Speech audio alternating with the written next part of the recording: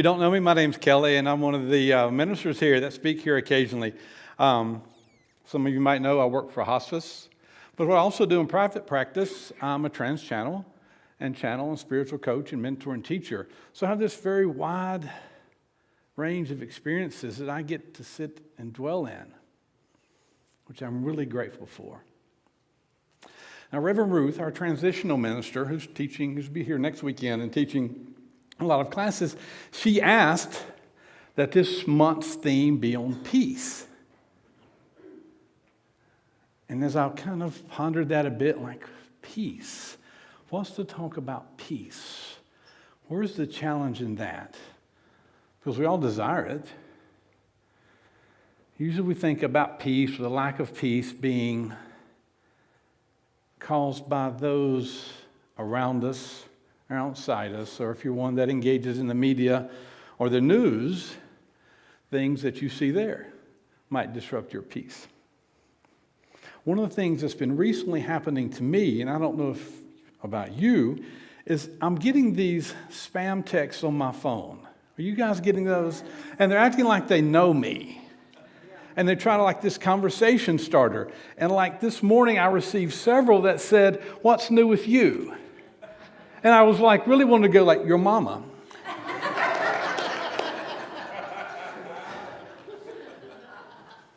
But I didn't, because I know it's better not to engage those to get any kind of interaction, but also energetically, I know we don't want to put energy into it.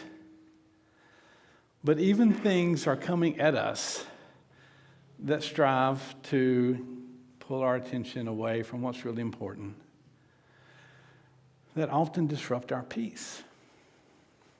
So if you're inclined, I'll invite you for a moment, and we'll see if we can settle into a sense of peace, and with just this mini sort of breathing exercise. So again, if you're inclined, maybe close your eyes if you feel comfortable doing so. And focusing on the solar plexus, that solar chakra, our energy center.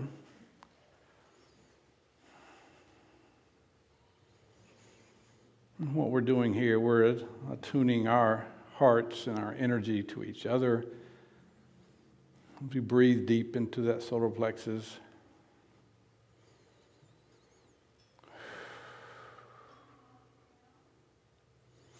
Releasing, relaxing, letting go tension in our neck, our shoulders, thoracic region, our abdomen.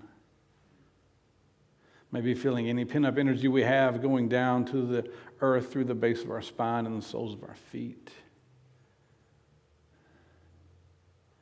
Then maybe focusing on this third eye chakra, the point between our eyebrows. Feel that maybe relaxing, spreading apart. Feeling the light that we have there that connects us with Source and with each other. Feel that growing bigger and brighter, brighter and bigger, expanding through the room, outside the room, into the neighborhood, around the city, and out into the universe.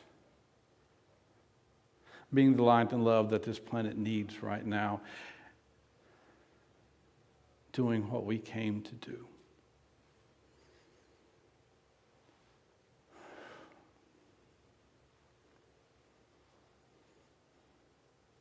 So I invite you to open your eyes.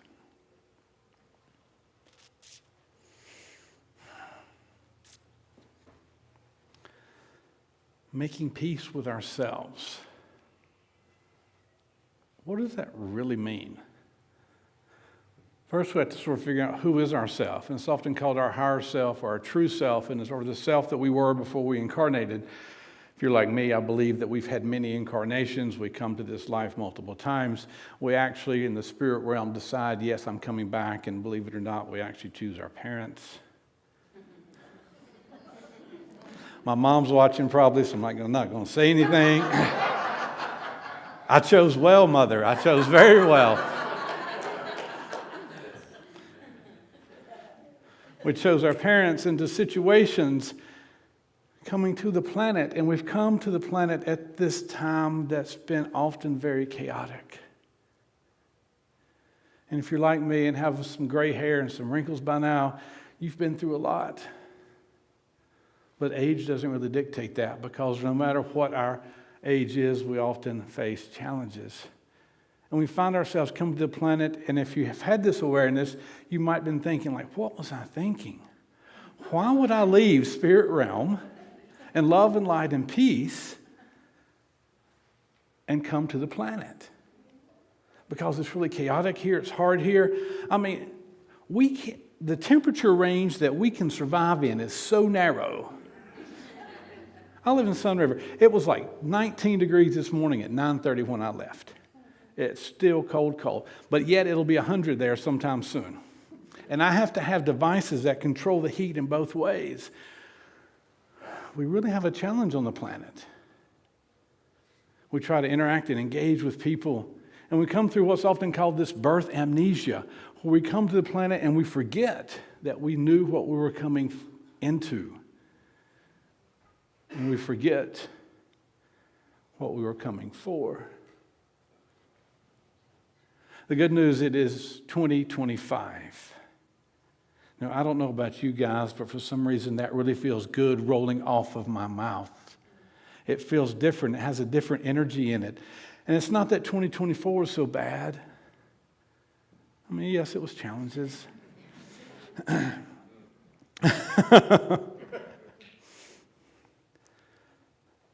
But it's really in the hard times that's when we grow, if we're really truthful about it.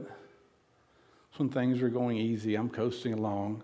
I don't change, I don't evolve, I don't mature. Why would I? Everything's easy. Really, my whole MO is like, don't mess it up. So it's in the challenges is when we do grow. And like Kate shared last weekend, I believe that we came to the planet with a particular goal in mind, and that is to be love and light on this planet. Now, as we find things that face us that we may find challenging and difficult, we can have a myriad of responses. But what we need, what the planet needs, what humanity needs, is for us to have a grounded, centered, loving response. Now, I get it. That is really hard. In December, I was in Egypt for a couple weeks. And we started off in northern Egypt, in Cairo, and then flew to Middle Egypt, Central Egypt, Luxor. There are a lot of temples there. And then took a bus down to Aswan, which is down almost near Sudan. Powerful energies there. The scenery, the location, and the temples, the beauty of the temples was almost secondary. It was really the energetic properties that's been endued there for we don't know how many years. We studied our galactic heritage and where we came from and the founding of humanity.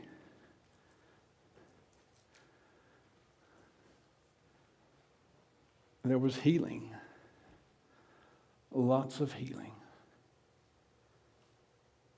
I was cleared, fortunately, and this trip was with one of my spiritual teachers and mentors, and it was really powerful. And I was cleared of a lot of grief. It was temples where we went in and things happened and orbs were floating around and it was just amazing. Now, I had the luxury of going there, but it doesn't have to be there. We can receive healing anywhere. And the sense is most of us are carrying grief, and it may not even be from this lifetime.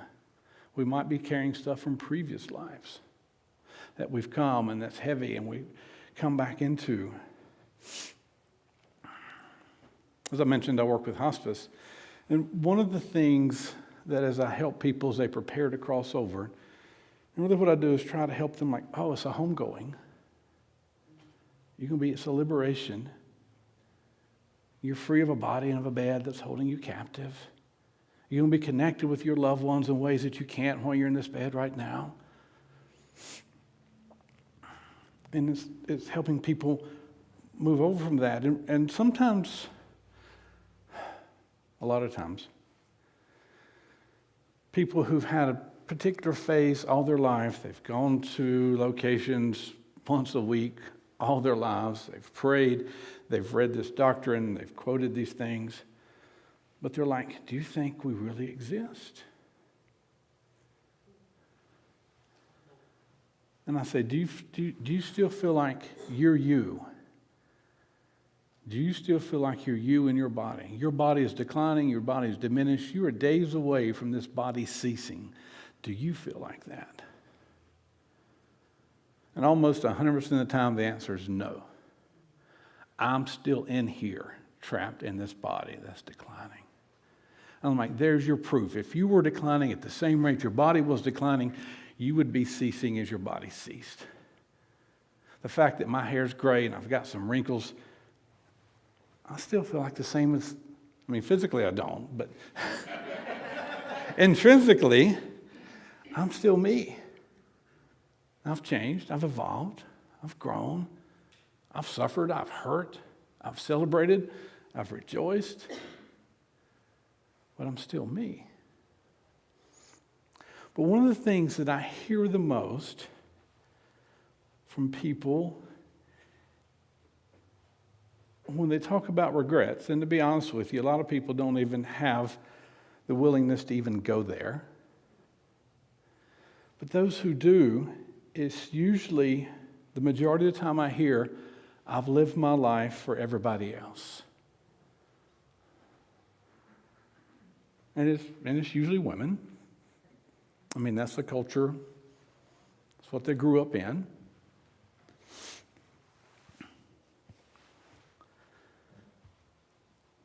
And that's what people regret, is like not living for themselves.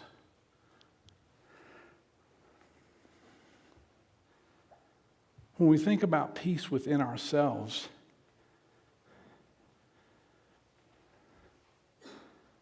do you ever forgive yourself? Have you ever thought about forgiving yourself? Have you ever held yourself hostage or punished yourself for that decision? For that action? It's like it's hidden so far back, we don't even really want to think about it. We kind of engage in it, and then we kind of scoot over. But if you're like me, we've had those decisions we've made, and we're like, what was I thinking about? And we cram it down. We have this anger towards ourselves because we look at the repercussions from that decision, or for not standing up, or not doing this, or not saying this, complying to what everybody else around us wanted and who they wanted us to be. And we find ourselves in some strange, unknown way of living this existence of being somebody else other than who we really are. Now, granted, we're taught at a very early age, if we do this, we're rewarded with love and with food and with toys or whatever. And if we don't do that, then we're punished often. So we are molded and formed into the likeness and being of those around us, but maybe not into the likeness and the being of who we came to be and of who we really are. And so we find ourselves in conflict, and we carry that conflict for a long time.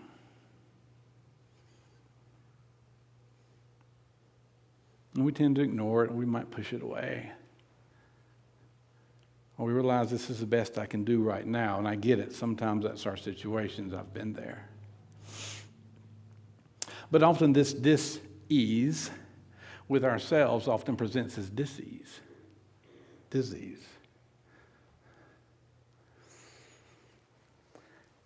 In late June of last year, I started getting lab results. We were checking my thyroid. We were checking my thyroid because I really had this crippling fatigue. I was trying to work, I was trying to help out with some stuff here, and was just fatigued. And I made some changes to my schedule, and I was still fatigued. So let's check your thyroid. So they checked my thyroid. My thyroid was good. But the lab results came back with a lot of other things that weren't. And then down at the bottom, in the narrative, such and such and such, indicative of lymphoma or leukemia. We did more blood work. It kept coming back the same. Middle of October, I was diagnosed with chronic lymphatic leukemia, which thankfully is chronic. It's not acute. Those few months where I was getting these test results and not yet knowing what it was scary. I went through a birthday and wondering if it would be my last. Fortunately, my body is healing and responding. But it was a really big wake-up call. I had been kind of doing these things for others. I'd gotten on this path and in this rut. It was very easy to stay in, even though I knew it was out of alignment for me. Last lab results I had, my white blood cell count had a huge, massive jump downward and back in the normal range for the first time since June, which is a big relief. My fatigue's improving. But I think that's because I'm starting to make changes. As I mentioned, I'm a trance channel, and so one of my friends, and when I'm in trance, I can't really ask the entities that I'm channeling, I can't really ask them questions, because then I pop back in and pushes them out. So one of my friends asked questions on my behalf. What's this disease about? What is it going to be? And the message that came through twice was, it's a wake-up call. It's a wake-up call. I had gotten off my path a little bit. The path, I think, had turned, and I had kept going straight. And, of course, then I was pissed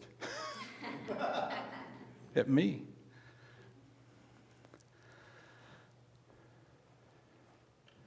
And I had to forgive me. Because it's anger, it's frustration, it's tension, it's low vibration that creates disease.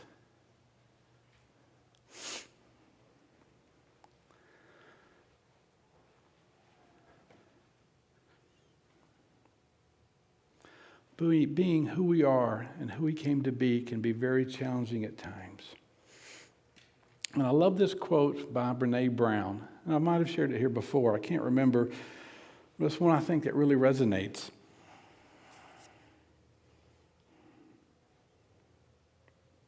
And again, I would frame it in the context of thinking of forgiving ourselves for that thing. She writes and says, compassionate people ask for what they need. They say no when they need to. And when they say yes, they mean it. They're compassionate because their boundaries keep them out of resentment. How many times have you said yes to something you're like, God damn it. I remember when I told a friend, I was like, once somebody invites me to do something, this was years ago when I was really still sort of in the people-pleasing mode. I said, once somebody invites me to do something, I was doomed. Because either I had to say yes and go when I didn't want to go, or feel guilty about not going and disappointing them.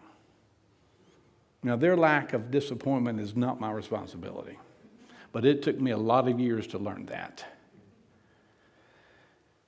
And so I encourage you, if you can, when you get that invitation, say, well, let me check my calendar.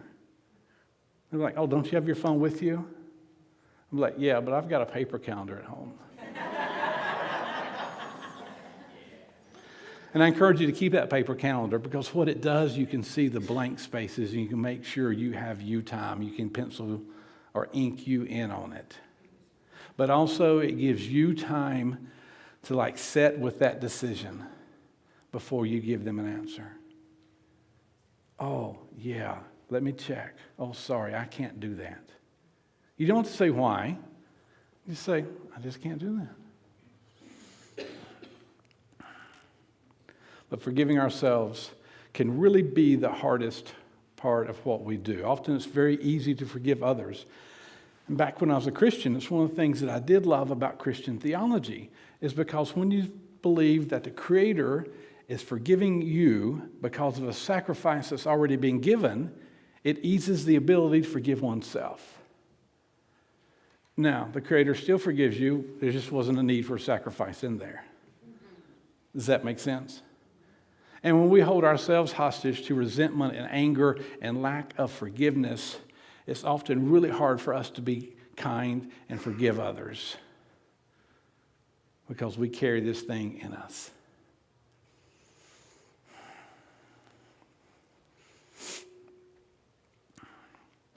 There's a Hawaiian prayer called Ho'oponopono.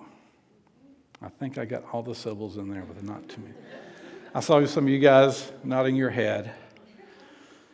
And I think we have a slide of it. It's a very simple prayer. And if you're inclined this morning, I invite you, as I'll lead us through this, to think about that unthinkable thing, that decision or series of decisions that we try to really ignore, or when we do think about it, beat ourselves up. And we'll go through this.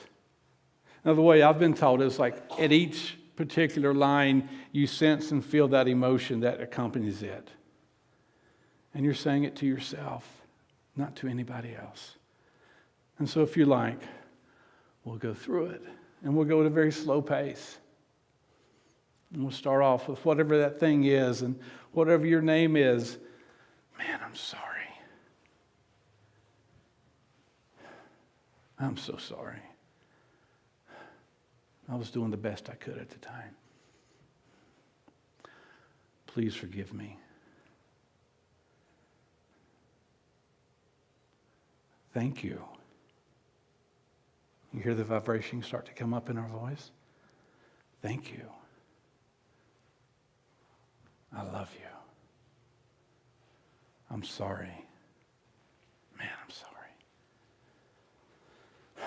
Please forgive me. Thank you. I love you. I'm sorry. Please forgive me. Thank you so much.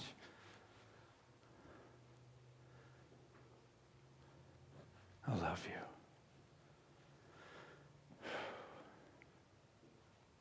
I'm sorry.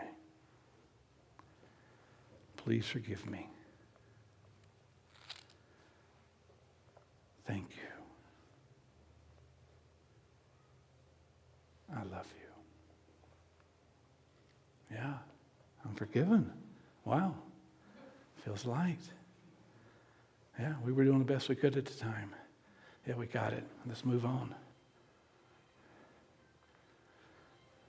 I'm going to invite Nico to come up as we start and move into our meditation.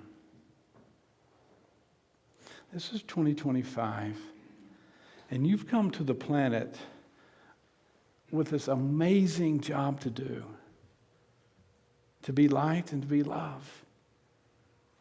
And starting off loving yourself, making peace with yourself, and loving those around you. Yeah, it's not easy. But you didn't come for the easy ride. You would have stayed there. You came for this. And man, I am glad you're here. Thank you. Thank you.